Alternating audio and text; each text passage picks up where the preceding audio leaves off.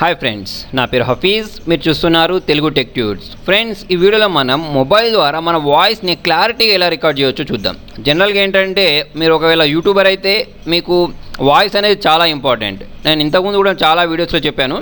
నా వీడియోస్ లేదా నా సబ్స్క్రైబర్స్ పెరగడానికి, నా వీడియోస్ చూడడానికి జనాల కారణం ఏంటి అంటే నా వాయిస్ క్లారిటీ ఉండడమే. అంటే నేను యూజ్ చేసే హెడ్సెట్.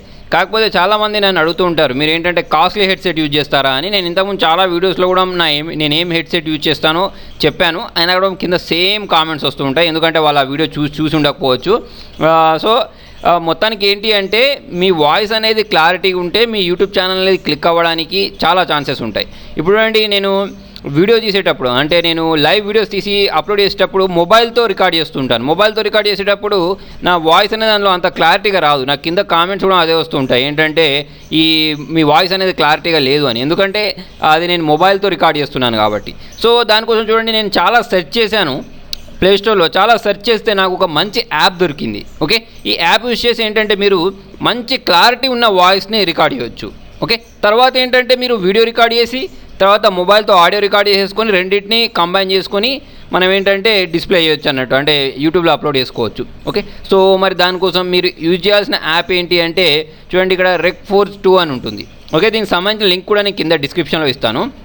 సో దీన్ని నేను టెస్ట్ చేశాను, చాలా బాగా అంటే చాలా బాగా పనిచేస్తుంది. దీనిలో ఏంటంటే మనం వాయిస్కి సంబంధించి సెన్సిటివిటీ కూడా మనం ఏంటంటే అడ్జస్ట్ చేసుకోవచ్చు. అంటే ఏంటంటే ఇప్పుడు మనం మాట్లాడేటప్పుడు ఎక్కడి నుంచి అయినా సరే దూరంగా చిన్న చిన్న సౌండ్స్ వినిపిస్తూ ఉంటాయి.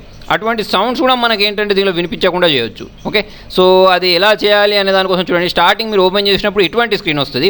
వచ్చిన తర్వాత మీకు ఇక్కడ మైక్ సింబల్ కనిపిస్తుందా, దీన్ని ప్రెస్ చేస్తారు.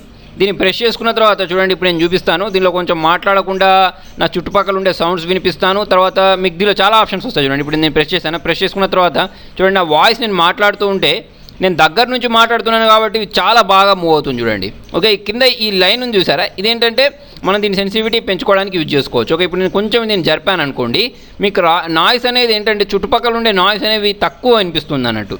ఓకే, ఇది మీకు ఎక్కువ చేస్తే మీరు మాట్లాడేది ఎక్కువ వినిపిస్తుంది, కాకపోతే చుట్టుపక్కల ఉన్నది కూడా అంటే చుట్టుపక్కల వచ్చే సౌండ్స్ని కూడా ఇది ఎక్కువ గ్రాస్ప్ చేస్తూ ఉంటుంది.